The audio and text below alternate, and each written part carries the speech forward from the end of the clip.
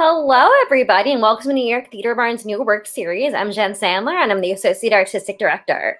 And I'm Joe Barros. I'm the Artistic Director, and interpreting tonight in American Sign Language for our first part of the night is Candace Penn.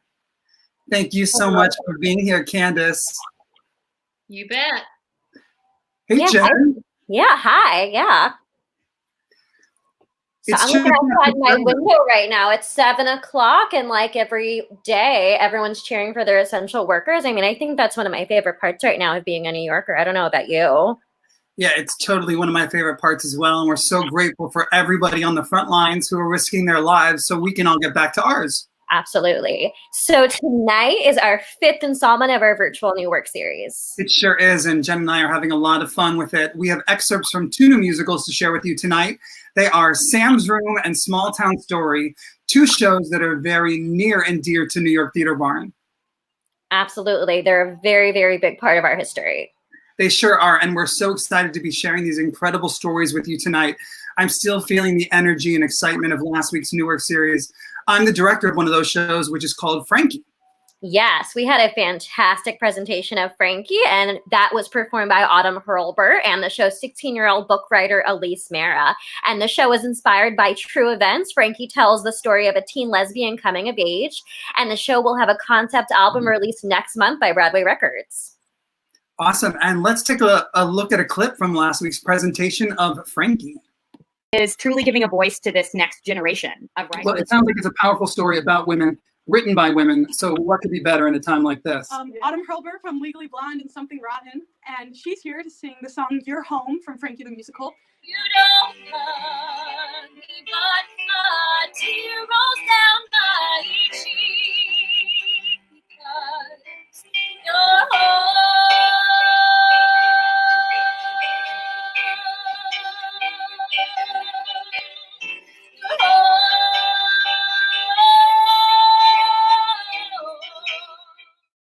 Oh my God, Autumn's voice gets me every time, right? What a star. I know. And the other musical we presented last week was Agent 355 by Preston Max Allen and Jessica Kakashka. And Agent 355 is an all-female TGNC musical about the untold story of the Culper spy ring. And let's take a look at a clip from last week's presentation of Agent 355. Want to do a genre-based historical musical, and of course it would be punk, and of course it would be about a woman. And then I just Googled famous women in history, and this is one of those moments where my interest was piqued, and I was like, oh, what would it be like to write a musical about someone who no one knows?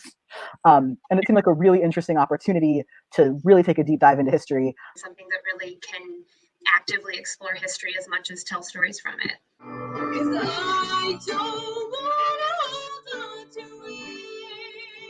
Hanging on the words you swear. You see the world and I see a moment.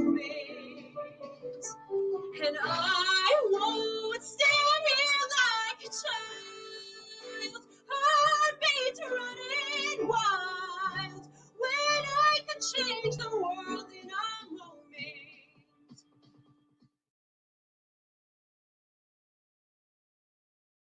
And we're excited to see what happens with those shows next.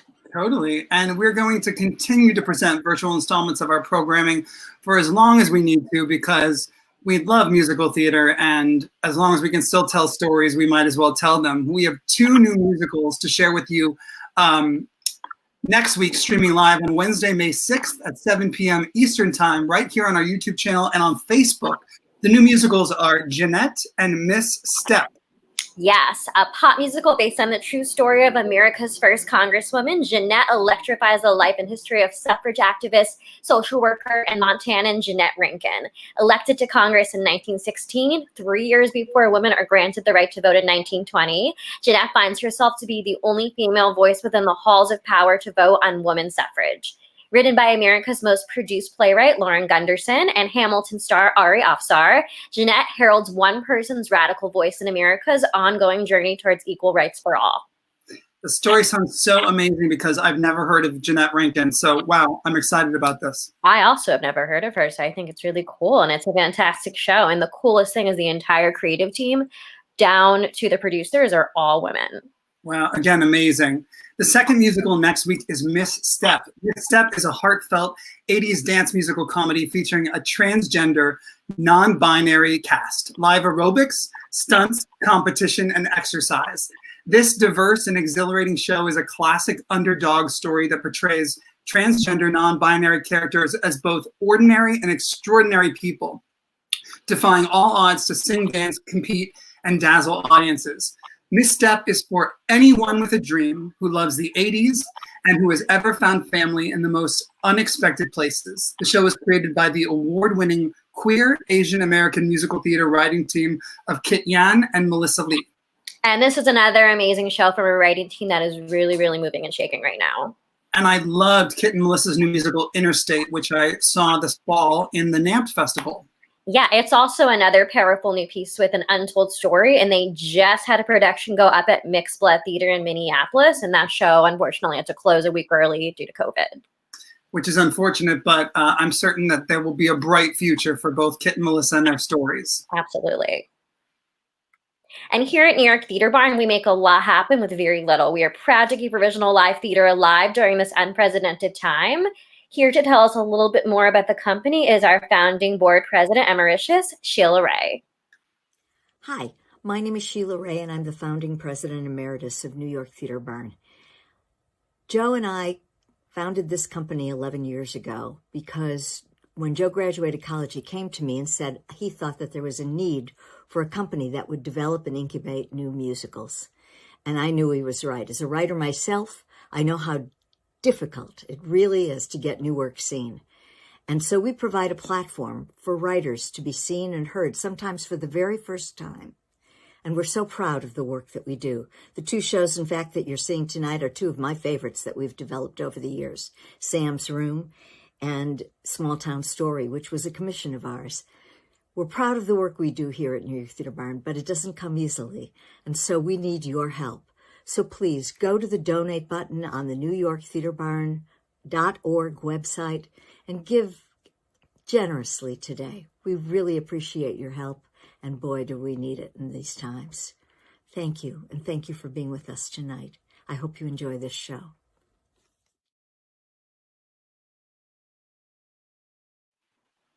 Awesome. Thank you, Sheila Ray. God, I love Sheila Ray. She's watching right now. If she is, hi, Sheila. Of course she's watching. Hey, Sheila. And thank you all for being here to support live theater. Absolutely. Now let's get started. Tonight we begin with Sam's Room. Sam's Room, inspired by real stories of nonverbal teens who find a way to communicate. This extraordinary new show highlights our universal struggle with communication, reminds us of the value of human connection, and shows the tenacity of the human spirit by giving a voice to the voiceless. Sam's Room was featured in New York Theater Barn's New Work series in 2016 and was the recipient of our 2016 Impact Award. New York Theater Barn chose Sam's Room for heightening our awareness about the world of the disabled and nonverbal. While we see them only in silence, Sam teaches us that in his mind, there may be a world that is anything but silent. A developmental production was produced in collaboration with The Cell in November of 2017. And now, take a look at New York Theater Barn's journey with Sam's Room. Even if I had the power to speak, I'd still struggle to find words.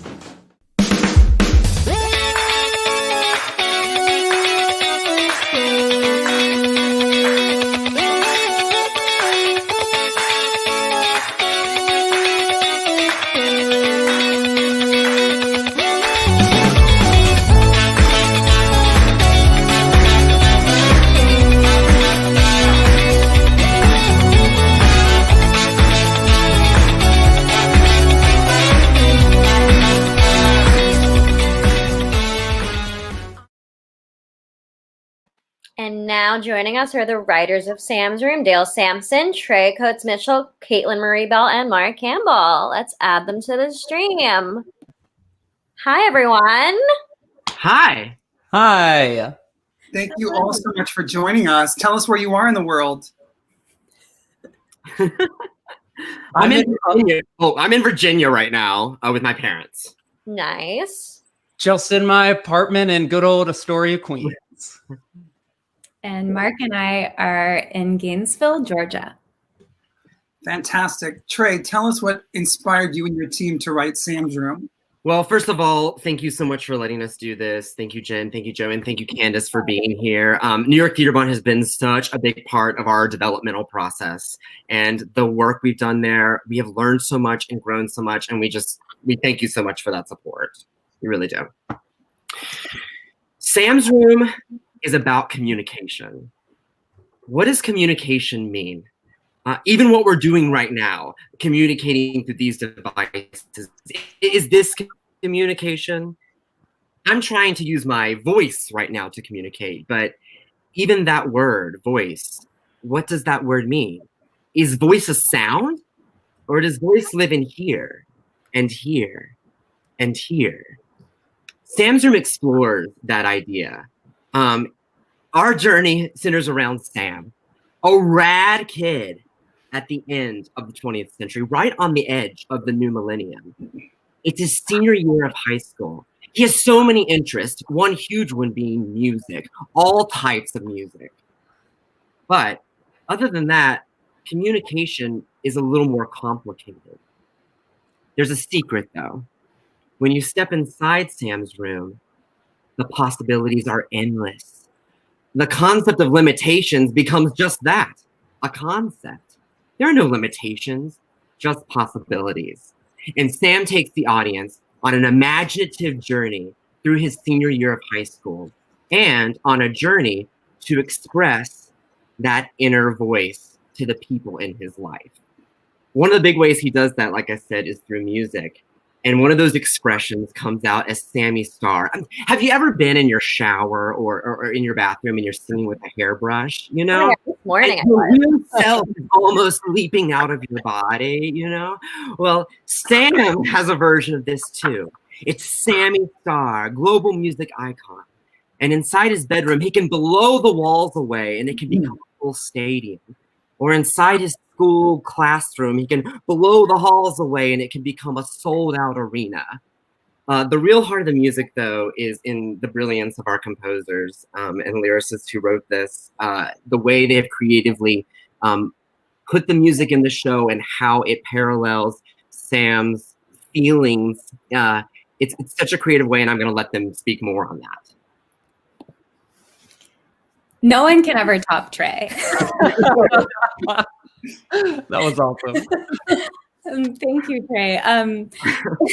So when we first read the very first table read of Sam's Room, Marc and I were spectators, and we were eagerly excited to get involved. And we called Dale the second we got home, and we said, we want to be a part of this. We want to write the music. And we got working on it right away. And one of the first things that we really strongly felt was that we wanted Sam's Room, the music, to live both inside of Sam's Room and outside of Sam's Room. So we wanted these songs to be able to speak to every listener who was listening. And that is much the spirit of Sam and who Sam is. Sam is all of us. And the other thing that we wanted to create were parallel journeys between Sam and Sammy Star. And as we created these worlds, we wanted them to slowly collide as the show moves on. And so we start blending the worlds of Sammy Star and the reality of Sam into a big musical situation where all of the pieces from various songs come together to our final breakthrough moment. Seems like Sam's Room is always evolving, and what's exciting is that for the first time ever, Sam's Room has a new Sam tonight, and joining us is Broadway actor from the Broadway revival of Children of a Lesser God, John McGinty. And I'm gonna swap myself out for him. Hey, John. John, thanks so much for being with us. I'd really love to know what drew you to Sam's Room. Well, I first want to say thank you all for inviting me to be here. I am the newest member here. I am so honored to be a part of this.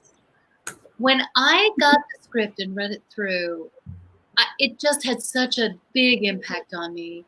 I thought the idea of voice and what is our voice tomorrow, and not being afraid of who you are, and anyone can overcome their fears and pursue their dreams and go for what they want. And communication is such a part of that. I'm signing right now. That's a part of who I am. It's not bigger or less. There's not one way to communicate. So for me, the whole world of what's going on with Sam and parallels what's happening in this world today, how we communicate, the struggles we have, everybody has to take their shot. So I'm just really feeling so excited to be a part of this. Awesome. Well, I'm so excited for everybody to see John because he's such an extraordinary musical theater performer. So I'll turn it over to the writers to set up the first song. Okay. So one day at school, Sam encounters the most amazing person he's ever met. This really great classmate named Sally. You know when you have feelings about someone, but it's so hard to express them and get them out? Well, Sam is feeling this exact same way. It's almost overwhelming that the only way he can deal with it is by connecting into Sammy's star and taking this on this full arenaed expression of how he's feeling about this person, and more importantly, how this person makes him feel. Awesome, let's do it.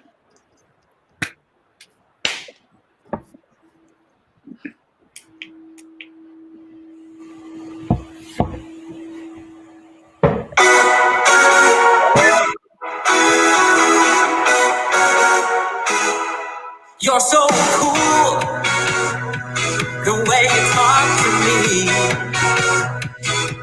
You moved your lips like sugar, and finally I can see what love could be like. Could this be a dream? You moved your hips like a twister, you knocked me out on me. You tell me that I'm just afraid. You shoot me down while picking me up again. No more playing pretend. I see color for the first time. Finally, I can feel the sunshine. My heart singing for the first time. Baby, is this love? In her eyes, I see my destiny.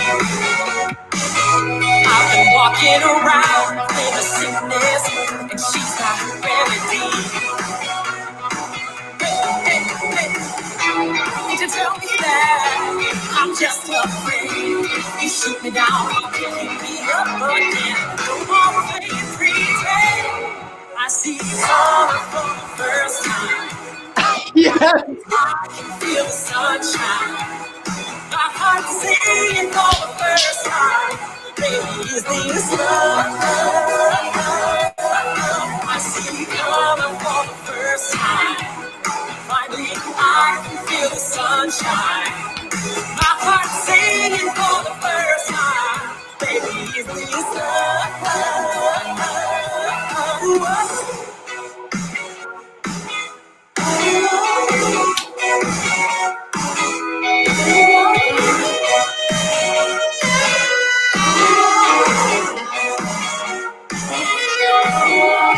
Small town girls got a hold of you, baby. I'm the boombox and you're my lead. Small town girls got a hold of me, baby. I'm the boombox and you're my lead. Did you tell me that I'm just afraid? You shoot me down while you pick me up again. No more playing pretend. I see color for the first time. Finally, I can feel the sunshine. My heart singing for the first time. Baby, is this love? I see color for the first time. Finally, I can feel the sunshine. My heart singing for the first time. Is this love?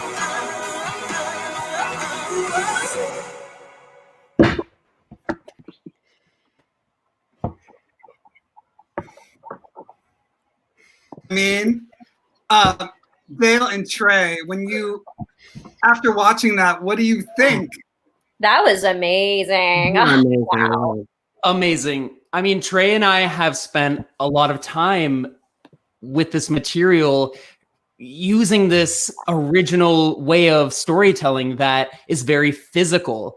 And the first time we ever saw John perform, we were spellbound by exactly what you just saw. I know the first time I saw him perform on Broadway, I felt the same way. And I mean, just what he adds to this show, it's so special. Or like we were talking about backstage earlier about how he got to play Quasimodo with Leslie Margarita in Hunchback of Notre Dame.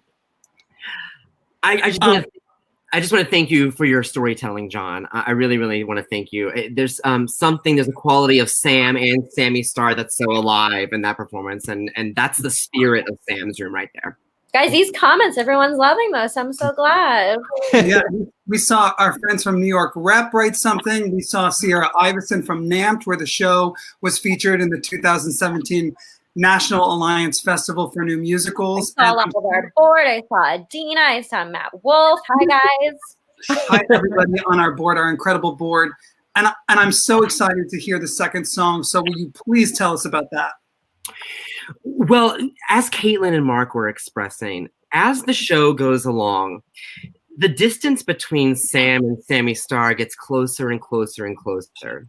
It's kind of like when you're on an artistic journey of what you want to be, you start to become that. And Sam, like a lot of us, is starting to find his inner voice. So the music takes on this quality where it's really coming through Sam in the form of Sammy Starr. In this particular scene, someone is leaving Sam, and he wants to tell this person just how much they mean to him, but he's unable to sum up those words in this moment. As this character turns and leaves the room, she slowly starts to walk out. And this song takes place in those 4 seconds. The emotion is so full, it's happening in the moment. And he expresses it through this Otis Redding style, walking around her and performing this to her as she leaves. Fantastic. Let's check it out.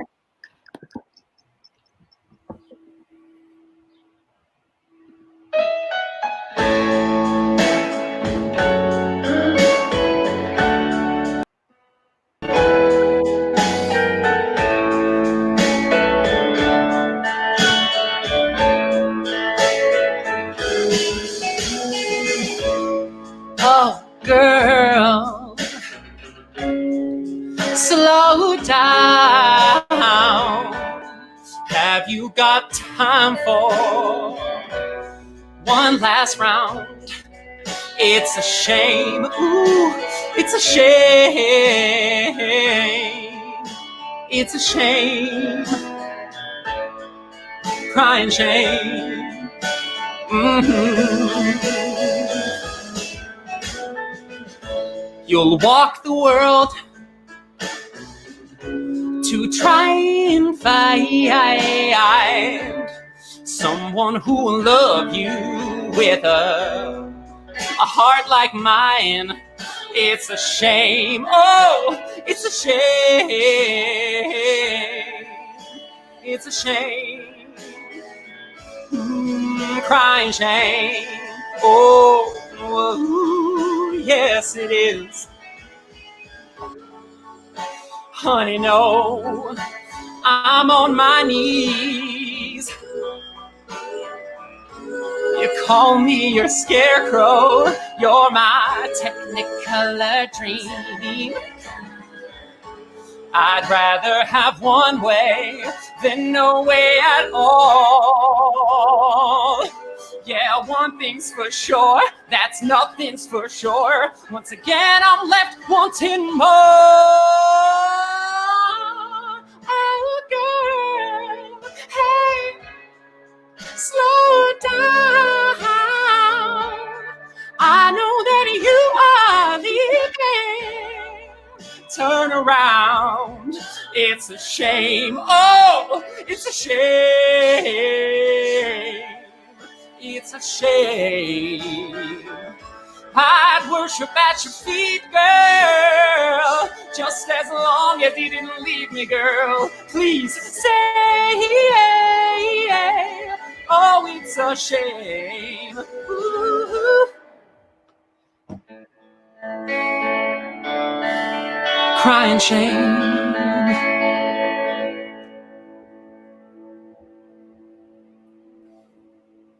Wow. Wow. Beautiful work, Dale and John. Dale, I don't know if you saw, but Matthew Wolf just wrote, Dale! Someone says, go Dale, go Bills. I think that's the football team. I know nothing about sports. Yeah, it's my cousin. Hilarious. Awesome. Well, seeing this just reiterates what New York Theater Barn does. We like to tell new stories and in new ways, and that is exactly what Sam's Room is. So thank you all of the writers for being here. Dale, for your beautiful performance. John, for your incredible performance, and Candace for being here as well. Absolutely. Joe and Jen, thank you so much for having us. We love what you're doing. You're giving something, you're giving a lot of people something to feel good and to work on, and a lot of something for a lot of people to look forward to right now. So thank you very much. Thank you. We really appreciate Thank that. you so much, Joe and Jen, and great to have your support, and great for the interpreter for access. Thanks, everyone. Thank you all. And have a good night, guys, and we'll see you soon. Yeah, see you soon. Yeah. So now we are on to our second half of the evening with Small Town Story. Yes, in January of 2010, New York Theater Barn assembled a team of 17 writers, led by soul book writer, the incredible Sammy Buck, to conceive a new musical. Real-life events in Rowlett, Texas, pertaining to a controversial high school production of Jonathan Larson's Pulitzer Prize-winning Rent, provided an irresistible springboard for the story. We set out to commission, excuse me, I lost my place. We set out to commission and create a show about community that was constructed by a community of writers. Then the show was called Spirit Grove Presents, and it was conceived by me, Laura Brandell, Sammy Buck, Karen Marshall, Reed Prescott, and Sam Lamont. To strengthen the show's storytelling and cohesion, Sammy Buck and Brandon James Gwinn came on board as the show's sole writers. Together, they evolved the show and brought the piece the clarity, depth, authenticity, humor, and heart that it needed, as well as a new title, Small Town Story. Yes, and over the course of Small Town Stories development, New York Theater Barn produced numerous writers' work sessions, readings, a workshop at the Cell, an orchestrated demo, and was instrumental in bringing the show to the Hart School in a developmental production. And now take a look at New York Theater Barn's journey with Small Town Story. You're entering Spear Grove, Texas, a nice place to live. I'm gonna need to reshoot this. Let's try again. You're entering Spear Grove, Texas, a nice place to live. We got Dallas only 15 miles away and 7 malls within spitting distance, so it's a great place to grow up, right? How sweet the sound. This show doesn't indoctrinate children. It's just a musical. A musical. Lois Patterson's also the mother of one of the girls kissing each other in a rehearsal video. Mrs. Patterson, is your daughter indeed gay? How sweet the sound. When our harmonies unite. How sweet the sound. When we all know wrong from right. So we can't run away from what is clearly a tale. So we stand here and pray that we say and we do all we can to make them see that this is all for the best.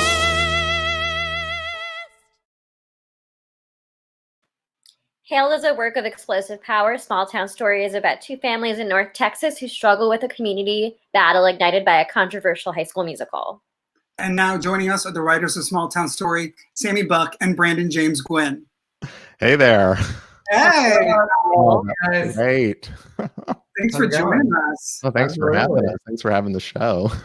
Sammy, I don't know if you know this, but I can actually see you when you're backstage. So I got to watch you watch that video just now. That's awesome.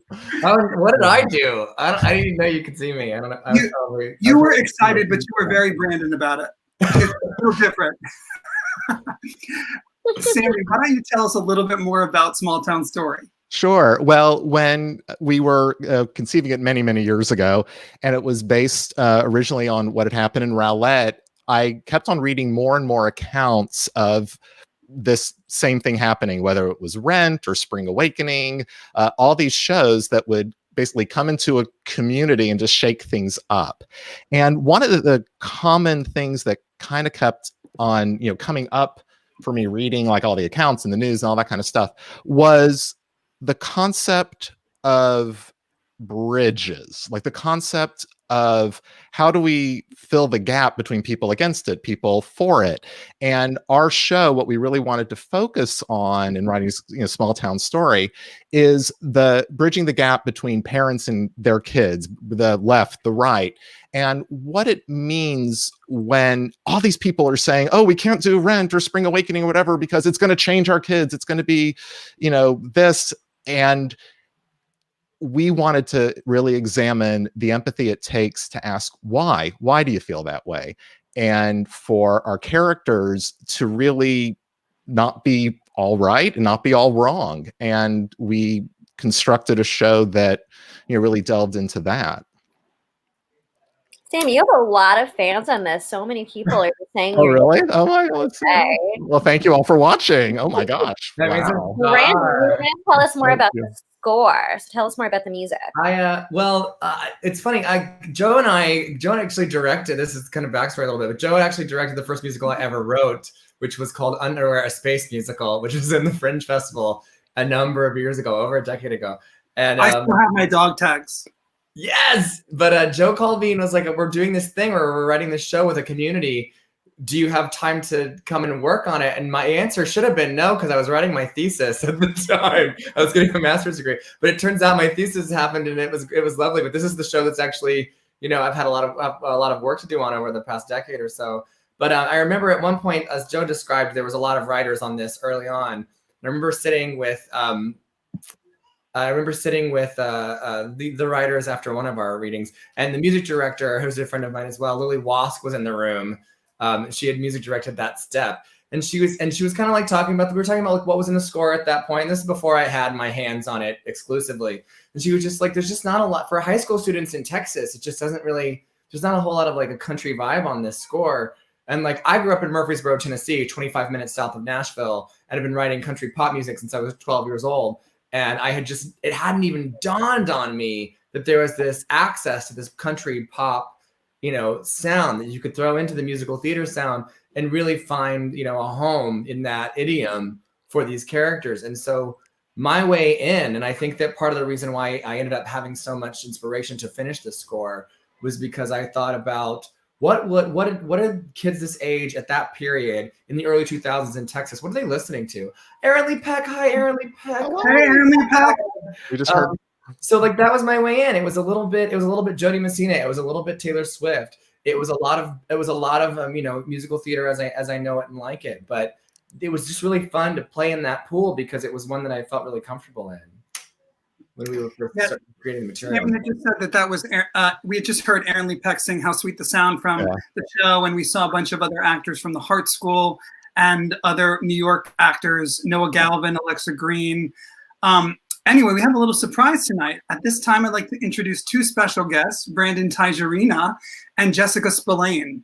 Oh, wow. Brandon Tijerina was the drama teacher at Rowlett High School in Rowlett, Texas, where his production of Rent was canceled in 2008. Wow. How's it going, everybody? Yeah, and Jessica Spillane is the drama teacher at Trumbull High School in Trumbull, Connecticut, and her production of Rent was canceled in 2013 until the president of the drama club social media crusade led to the show's restoration, which is crazy. Wow. Good for you guys for making it happen. Thanks so much for being here. So our This first is crazy. I don't think I've ever actually had any real-time communication with either of you.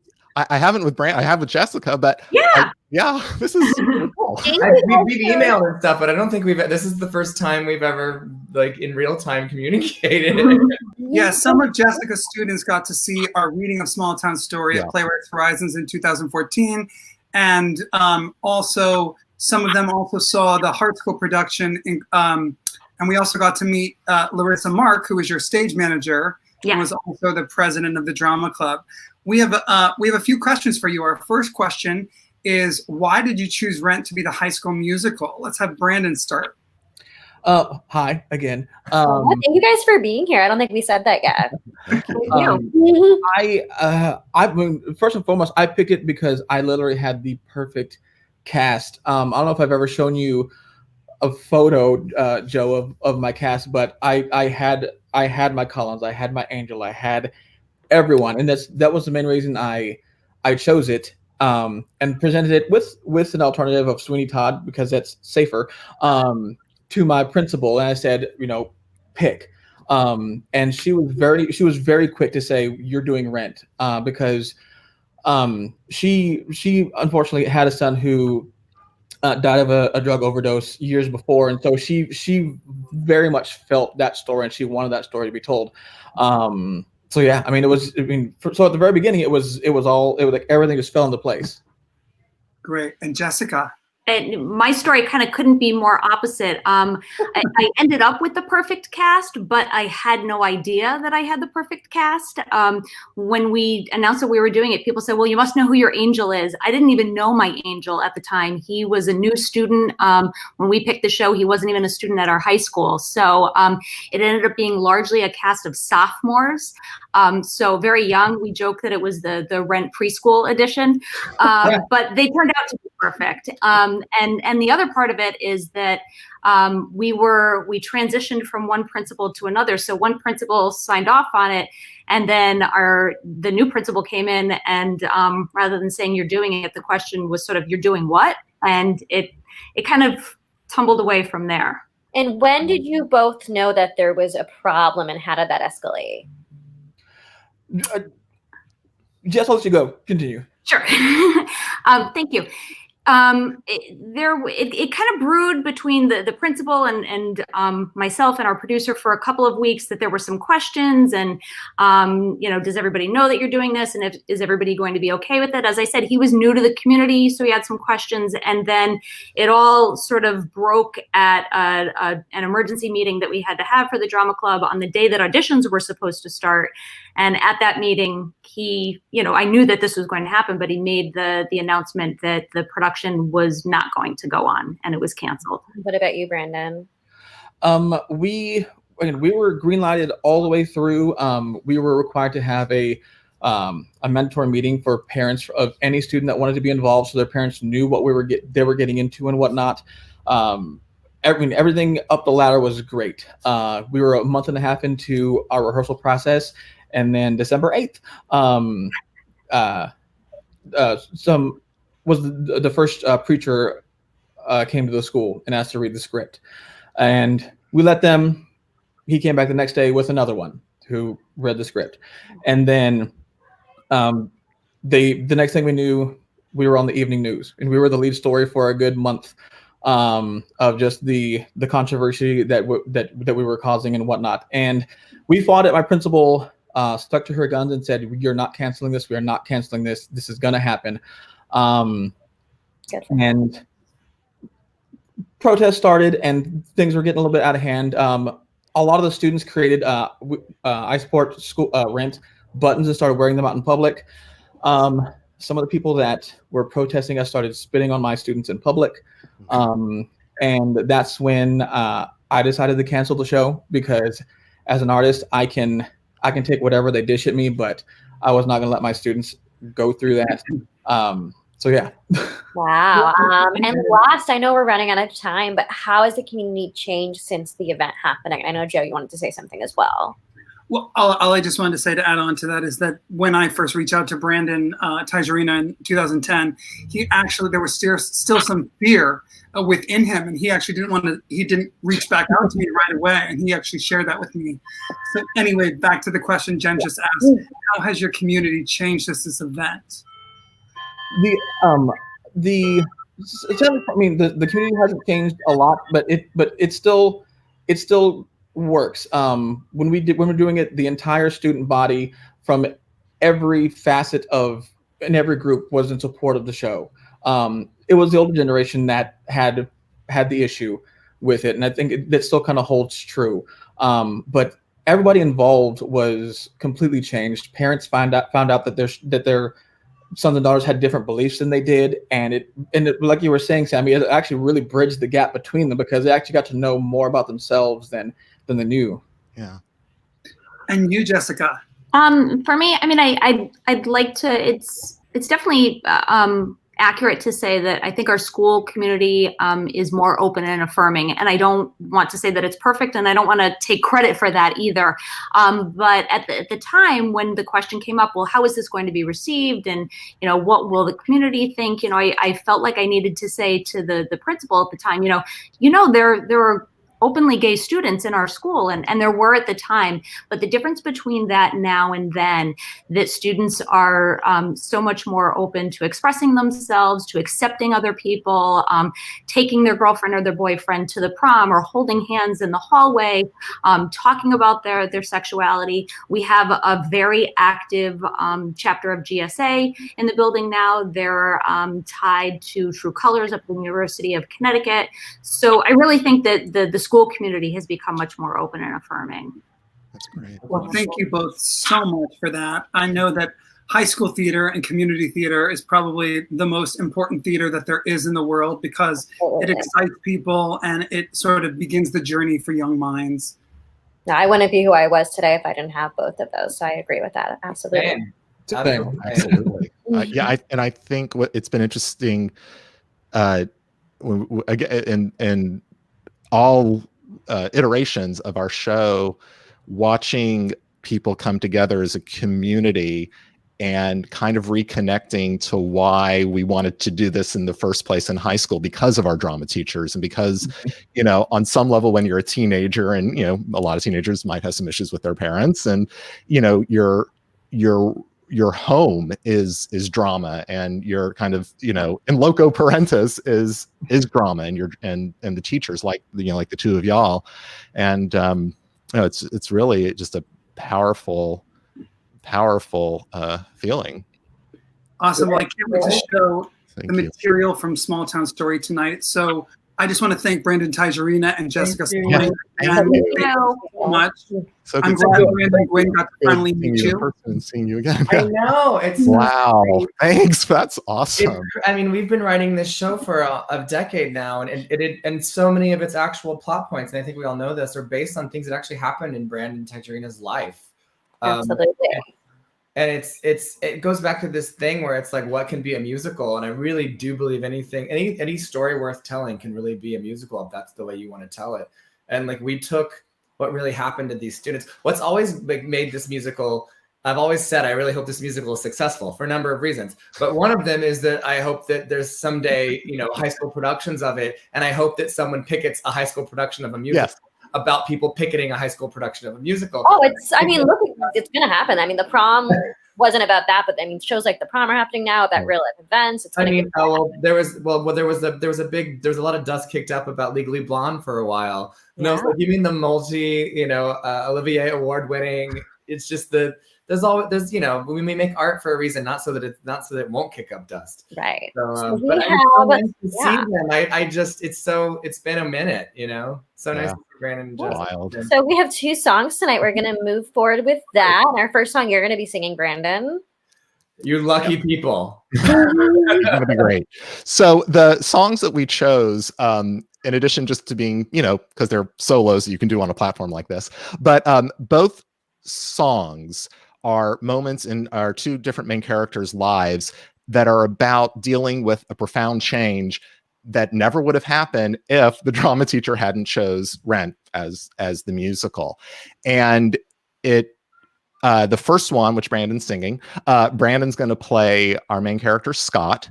Scott and his dad are like the best of buds, but Scott's mother left them cold maybe about a year ago or so. And the dad is trying to really kind of navigate how to be a dad. I mean, Scott's a great kid, and the dad wants to encourage him and all that kind of stuff. And early in the show, he's saying, hey, why don't you go do the school musical? You like that girl who does musicals? You should do the musical.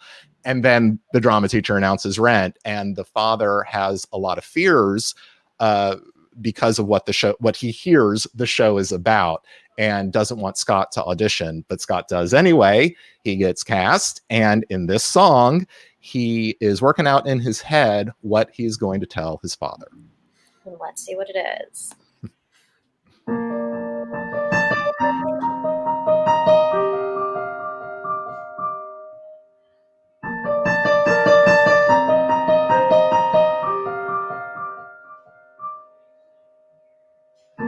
Hey, Dad, guess what? I took your advice. Well, only one half, but you're gonna laugh, cause the outcome's so nice.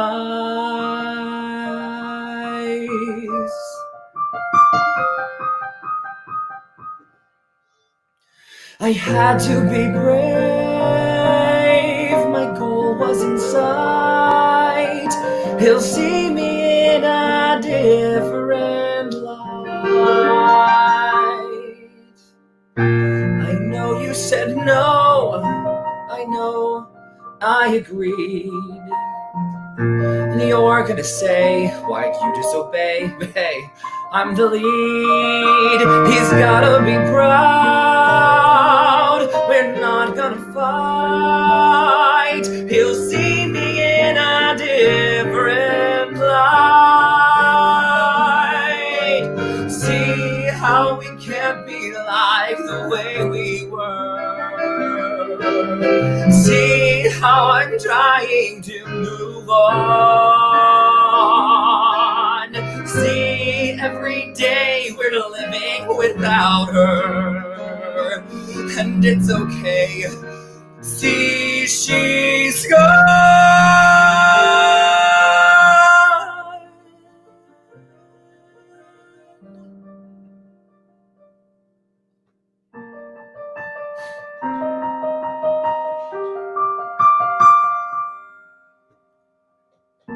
What happens now? That's your choice. What's done is what's done, but look at your son. I'm finding my voice. I did it for me, and not out of spite, to show the world a different light. Please see me in a different light. It's me, but in a different light.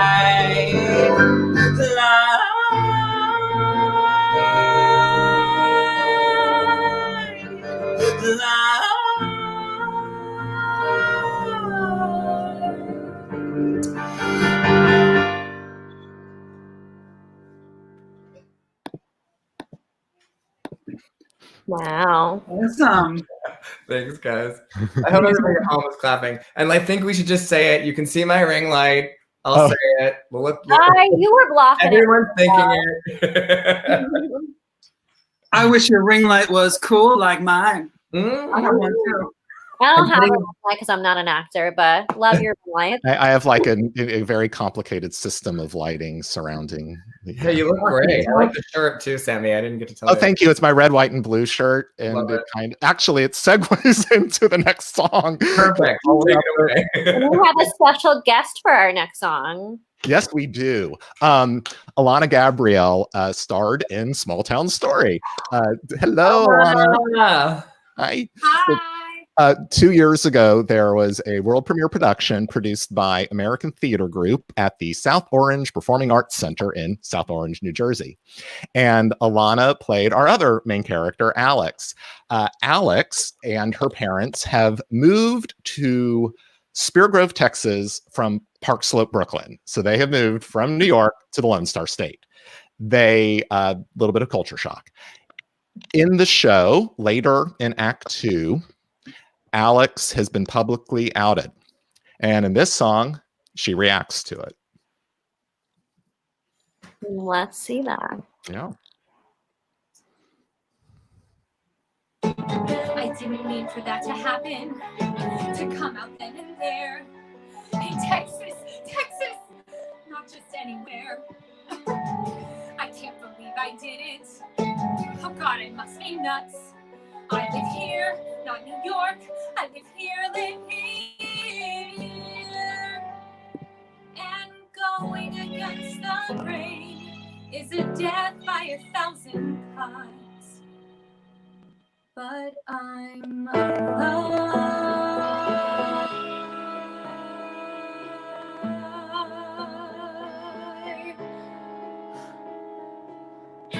In the middle of Texas, in these wide open spaces, can't deny, can't turn away. The cat's out of the bag, and I'm staring at a flag. One lone star in the middle of a band of blue, neighboring the stripe of red, below an equal bar of white. One lone star within view. One lone star, why do they look up to you?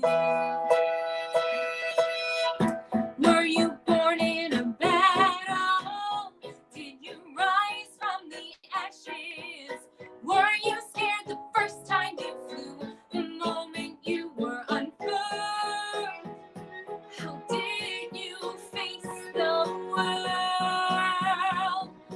One lone star, how did you survive the raging wind? Waving at unwavering, no, never yielding to the storm. One lone star, you endure. One lone star, steady, calm, and secure. Texans always say, never surrender. Freedom at any price. When their state is under fire, how they defend her. No one here thinks, I mean nobody thinks twice. I'm not so different. All I want is to say, hey, I don't give a damn. I don't wave flags. I never fought, but I gotta be who I am.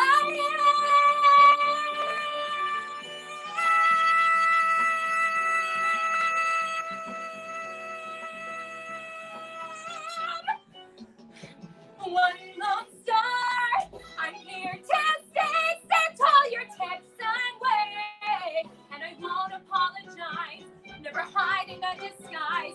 I live here right where you are. I'll shine through like you're one lone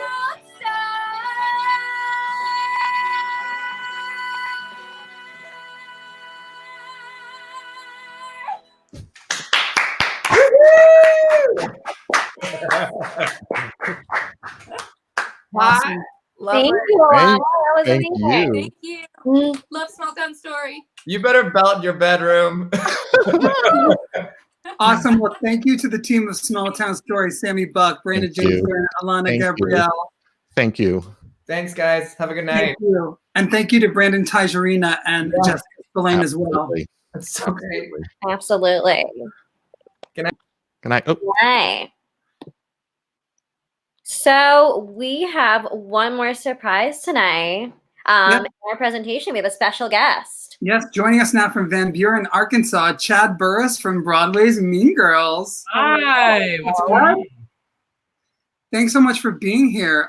Tell us about the song you're going to sing. Yeah, I'm going to sing a song from a musical called Solana. It's called Wind and Rain, and it's written by two amazing musical theater composers that happen to be my friends, Eileen Reed and Michael Heitzman. And it's a story about family and nature versus nurture, and also like, who is your family? The people that bring you into the world or the people that teach you how to live in it? They just did a big fancy reading of the show with Ann Harada, Jonah Platt, Kay Trinidad from Hadestown. So I think this is directed by Josh Rhodes. So I think this is going to be a show that we're going to be hearing more about post Corona time because it's really great. Fantastic. And aren't they like Grammy nominated writers or something? Yeah. Yes, he is. And then he's also a really successful director too. Fantastic. And also just like the epitome of great people in the business, like the talent, but also just so kind and everything. There's great videos on YouTube of their songs that I want to like plug in because that's how I became obsessed with them. There's one, Only a Fairy Tale, that Casey Levy sings. And then the song I'm going to sing, Paul Alexander Nolan did. So they have a really great library of their music on YouTube if you're looking for something to listen I think they're watching now, so we want to say hi to them. Oh, hi. Love them. That's cool. And also terrifying. Awesome. Well, let's give their song an incredible performance by Chad Burris. Thanks for having me.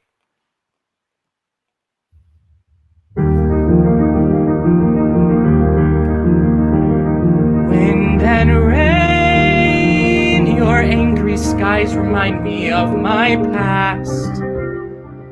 But now you've sent an angel, wind and rain. The time has come to set me free at last.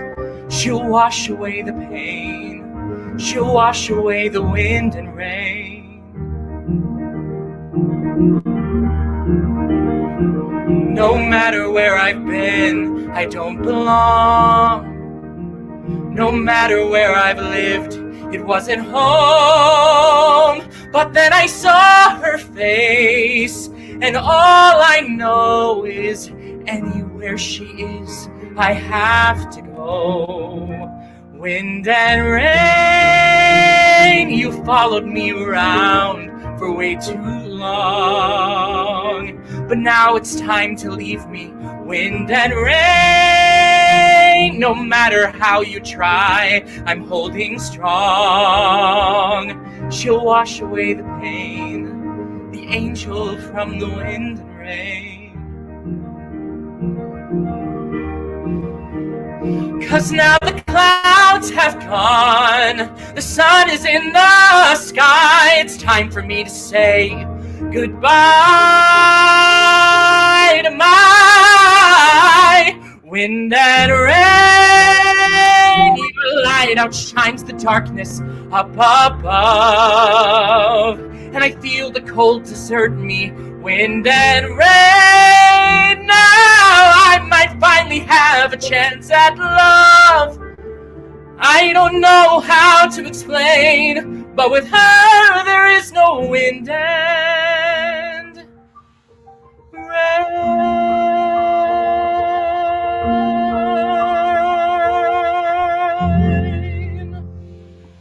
I love you, Eileen and Michael.